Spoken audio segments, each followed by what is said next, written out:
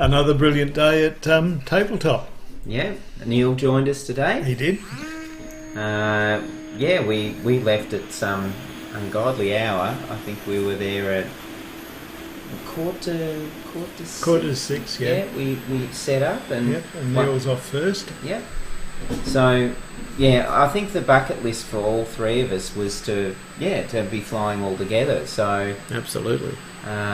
So we got Neil launched first because he can fly the longest, and which makes it good. And he got into this pattern over.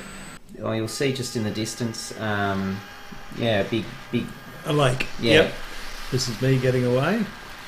So Ted was pretty quick off the mark after Neil had headed out, and then I got up. Yeah. So I think this is this Neil heading out? Yeah, this is me. Yep, that's me. Yeah. So we're all making our way to this position. It's about 1 kilometre north of our launch site. We're all doing left-hand turns. I'm aiming to fly at 100 metres. Yep. You're at 90. Yep. And Neil's at 80. Yep.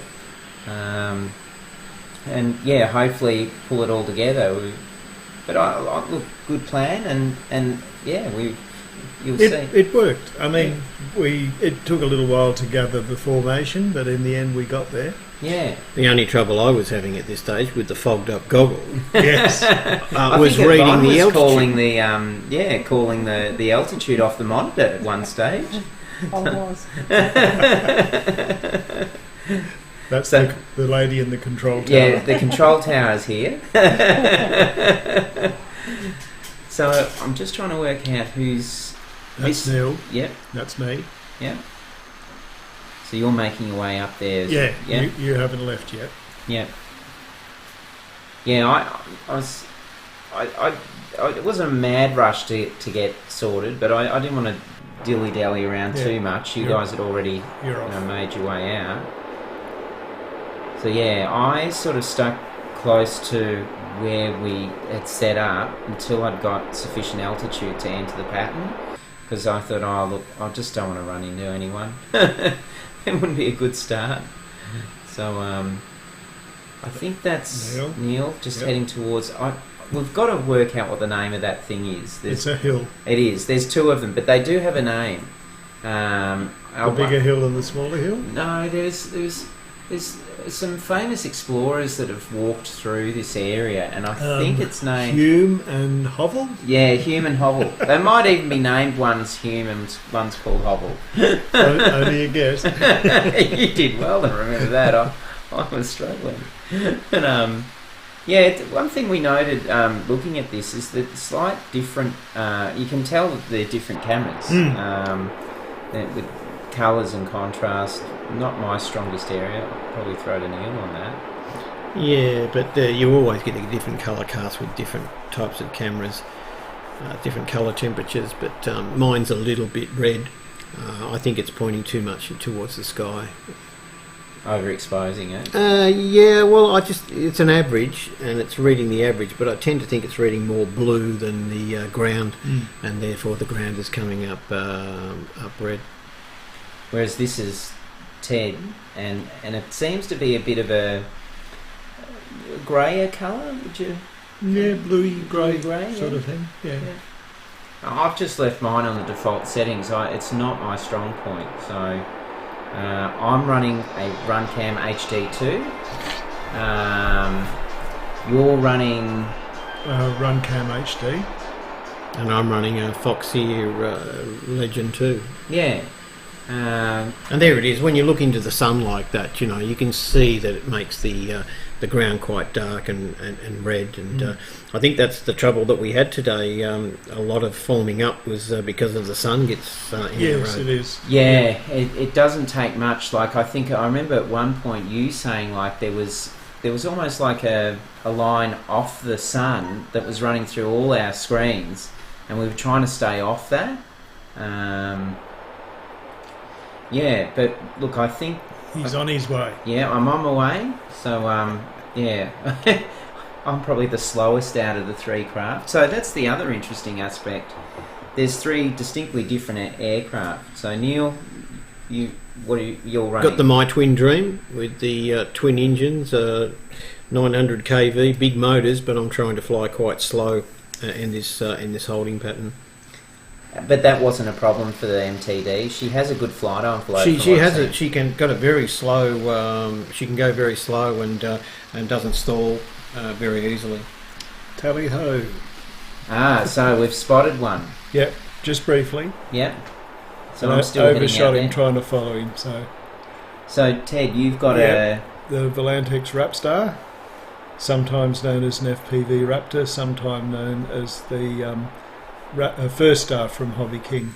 So why heaven only knows. Gone under the guise of a number of names, but the Rapstar. Yeah, probably best known for its blown plastic fuselage, but she actually moves along quite well. It does. Neil was commenting on that earlier. I think it's the high aspect ratio wings. It's sort of it's lifted from a glider. The Phoenix 2000 uses the same wing, and that can move. Yeah, it can. It's a couple of times I've been really sort of being pushed to keep up with you. Yeah. So I'm the slowest out of all of us. And you are flying? I'm flying a Ranger 1600. It's pretty much stock except for I've fitted some Metal Gear servos which Neil suggested, which I'm very pleased with. And I've got a Sunny Sky motor, APC prop, and running a 5200 milliamp hour 3. Jason doesn't know what stock means.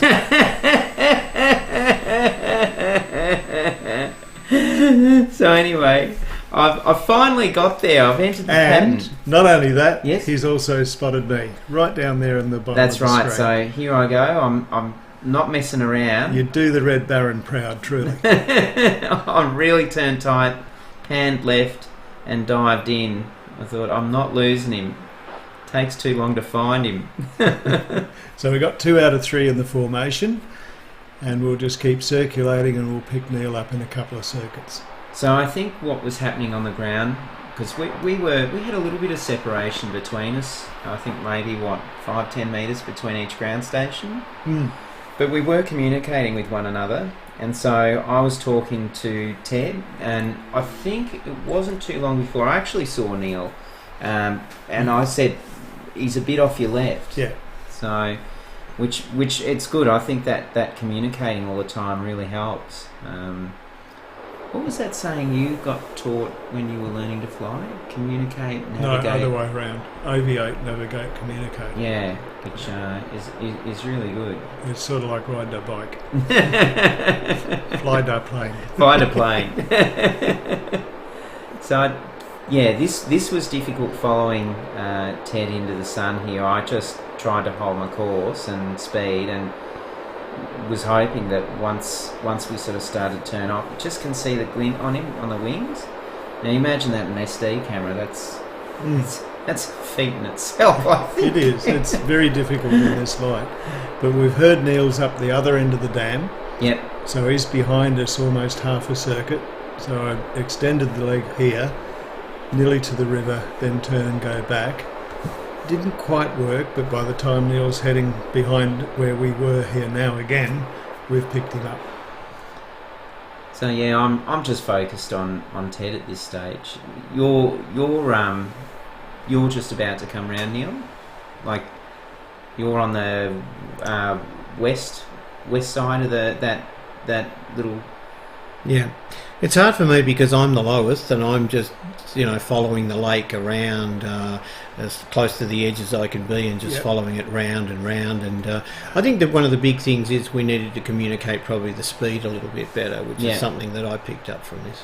Yeah, well, I imagine given the 3 different airframes that was going to be a little difficult to manage, but we did okay, I think, all things considered. Even so, it's something that will come with practice. Yeah, well, I think it's remarkable we managed it on the first trip. Yeah. Look, we had our pre-flight briefing of how we're going to do this, but it worked. Yeah, that's what was, it does work. Now here, I've spotted Neil, and you've spotted him as well. Yep.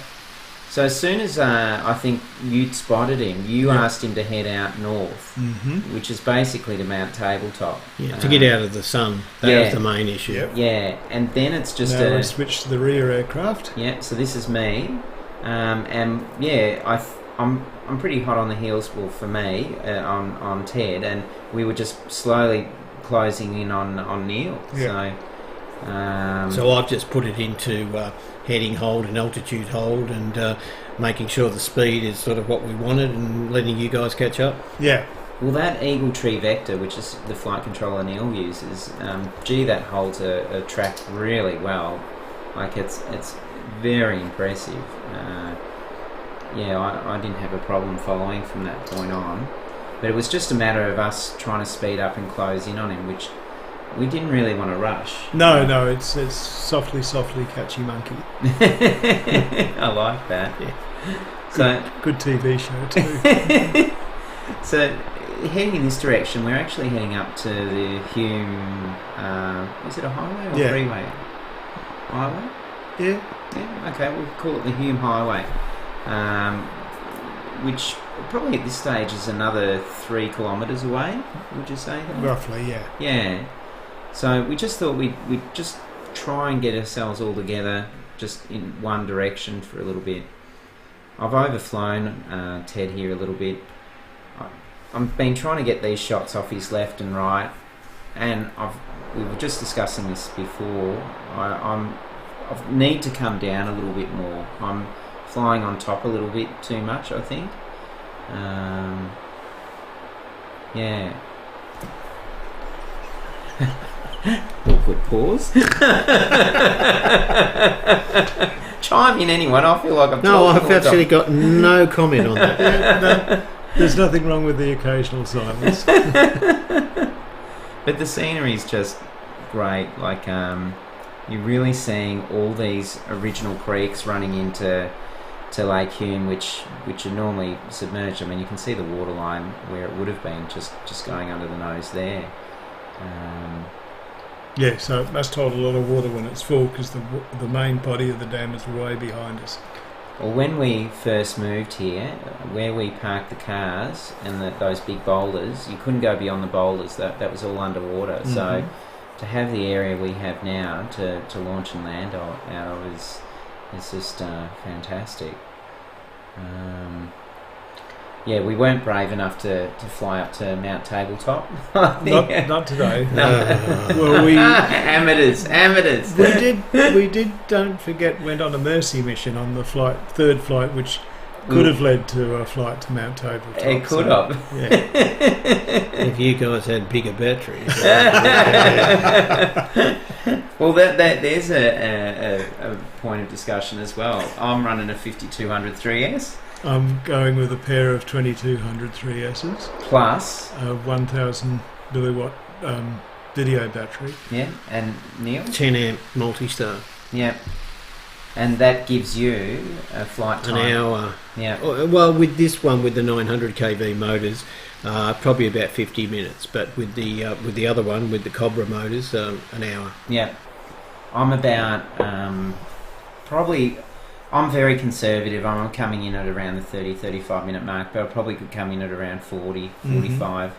You're around, probably if you're careful, 30 minutes. About 30 minutes if I'm careful, yeah. So we had a reasonable amount of time.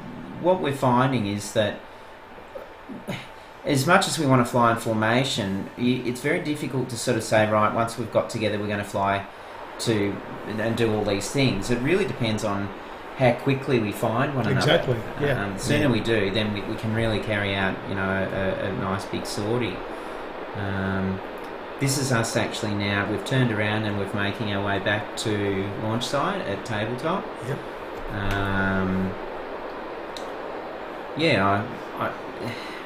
We occasionally sort of get close, but I'm a bit conservative, I must admit. But last thing I want to do is knock someone out of the sky. So, I just don't want to ruin the weekend for everyone. So, but it's just so pretty. That's dried up out there. I didn't notice that it dried that just on the right there. Yeah, it looks like a dam for watering those trees, doesn't it? I'd not been out this far across before away from the dam. I normally sort of, a bit further to the left, so I was surprised how I picked that because I thought you'll be able to see me better with the trees I like the background. Yeah, I like it. That's something both yourself and Ted have done. You spot different things, and so I'm finding I'm flying the same sites, but flying in different parts of those locations that I'd not been before. Like when we were out at Logic and stuff. Yeah, that's right. Plus, from my point of view, because I'm the lowest of us all, it was a lot closer to the trees, and it's a great feeling when you're just skimming over the top of trees. Absolutely. And that's something, hopefully we can toy with over the next few days. Sorry, do you reckon where this water is just down to your left, there might be a spring there? I don't think so. It just seems very wet to be up there. Well, there may be a creek or something filling it, but very slowly. So this is looking from my plane, Yes, the this is MTD. from- Yep. I know Jason's close by. Going to do a little bit of a look for him in a few minutes.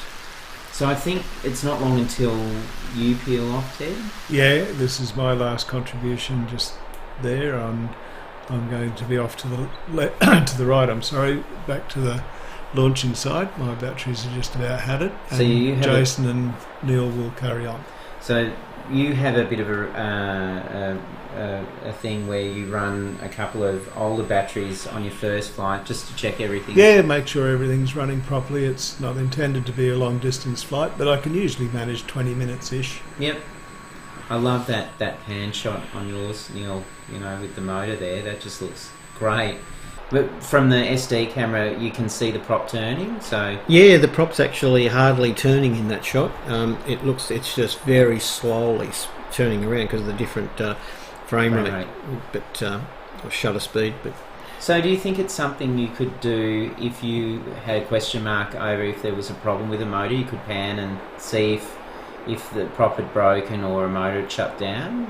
Definitely could. Yeah. Definitely could, if you remember that you've got a pan, which I haven't. I remember on my last flight out here, I forgot I had the pan and decided to turn into the cliff rather than pan into it.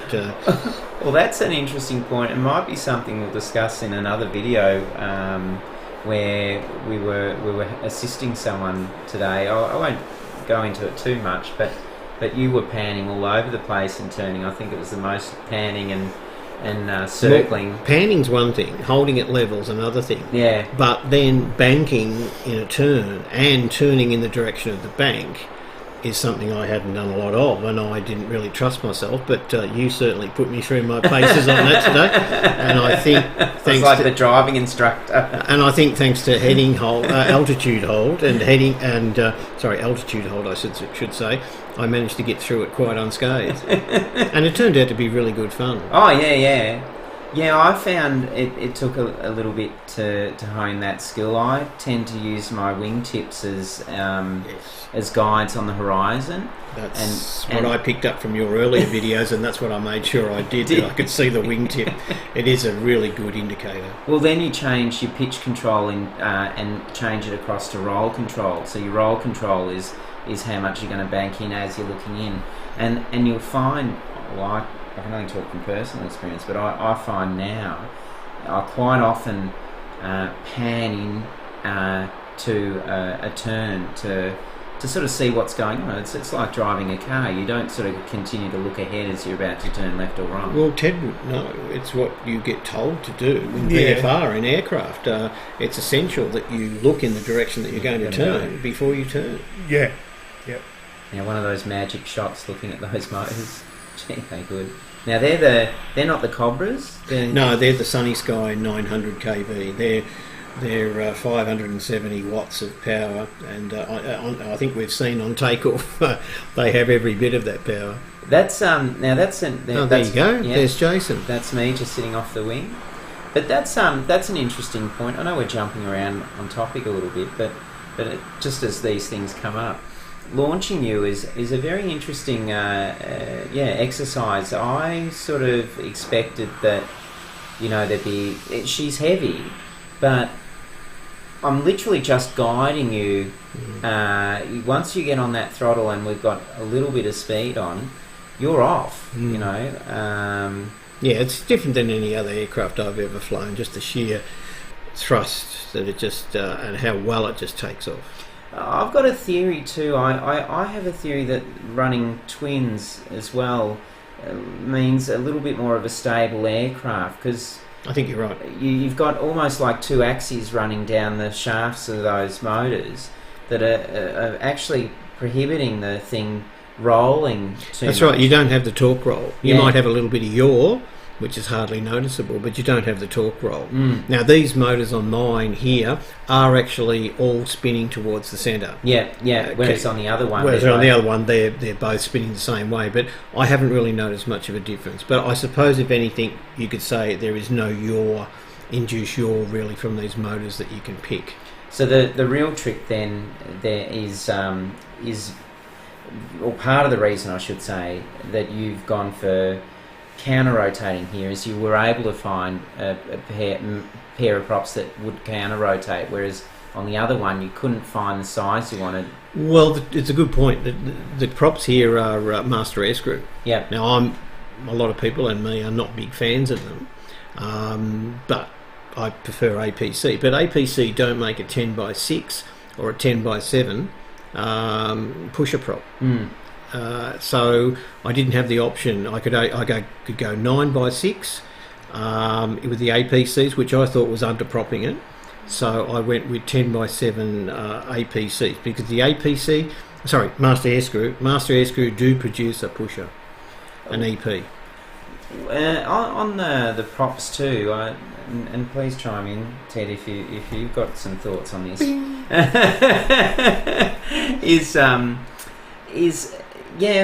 There's been a lot of work on race quad props, but it seems to be quite stagnant, the development on fixed wing props, and I wonder whether there needs to be a little bit of effort put into them, particularly in mitigating vibration. I've found with the APC props that I've been purchasing, the way the moulds are done, I'm convinced that they're not been settling properly, and there's air in there, and you're getting some unbalanced hubs, which then leads to vibration. And I wonder whether they need to lift their game on that type of thing, or are we just such a small segment of the market? Well, it can depend on how much you want to pay for the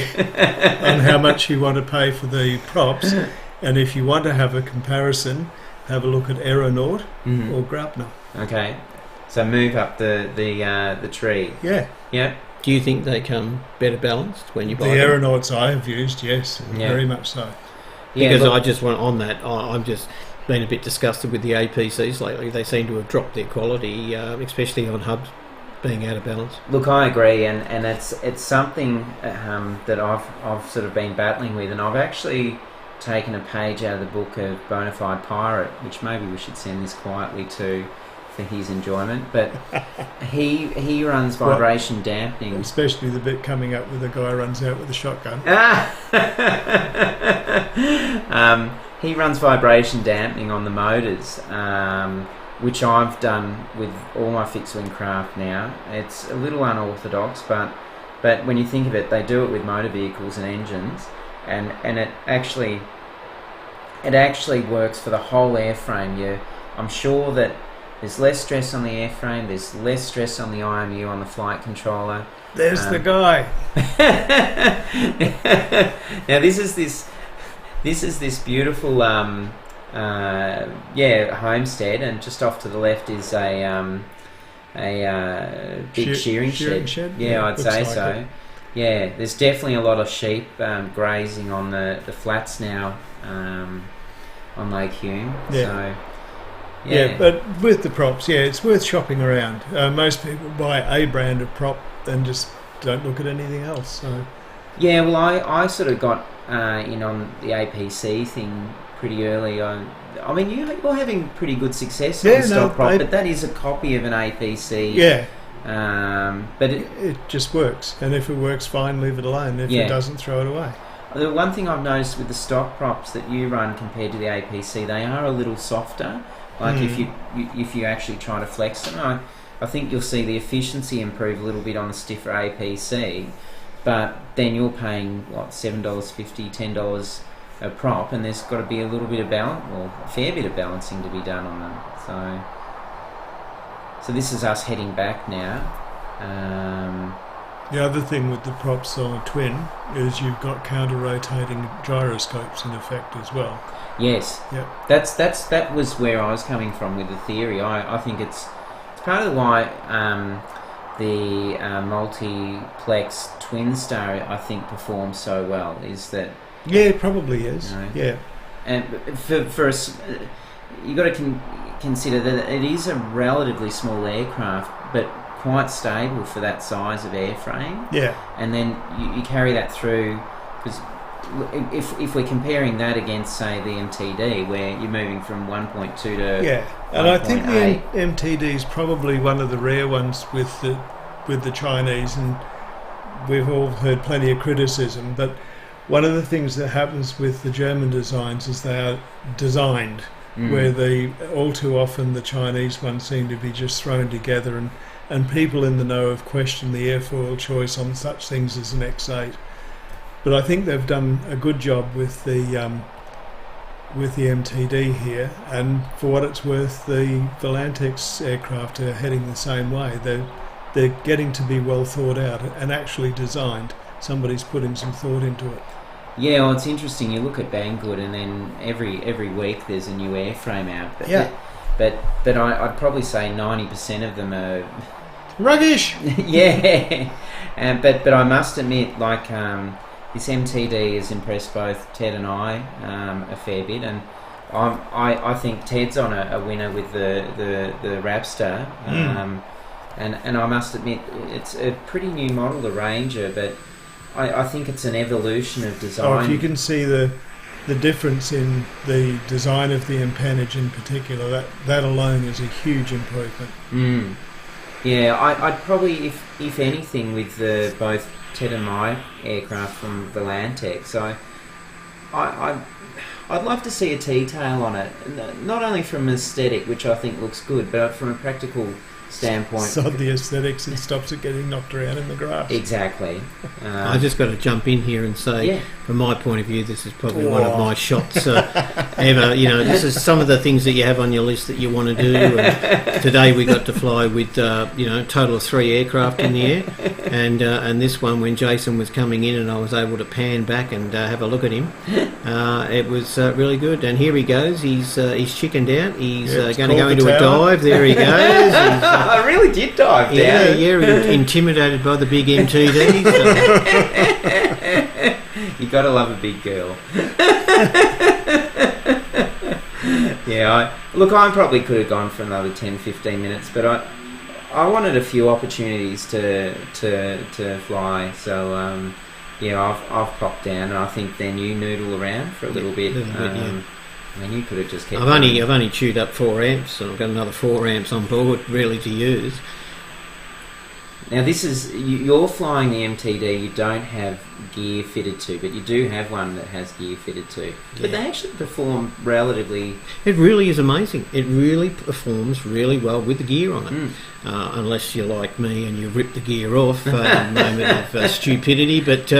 No, look, I'm impressed. I've actually flown it for over an hour on the 110 amp battery. Yeah, and I know it was an hour because the goggle battery gave up on me. It started beeping at me, and I looked at the time and I said an hour. Well, the battery only lasts an hour in the goggles. It's not sluggish either. No, it's not sluggish, but it does have much smaller motors. It's still the same diameter, 28, 10, 14 motors by Cobra, but they I think they're maximum of 25 amps. Okay. Whereas the Sunny Skies are almost 40 amps. Yeah. So there's a big difference in power. Now you're coming in for final approach here. Yeah.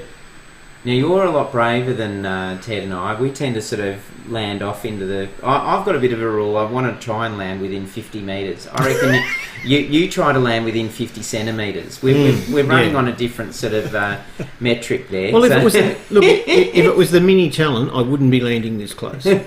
But with this thing, it's just a breeze to land. They really are really easy. So that's it.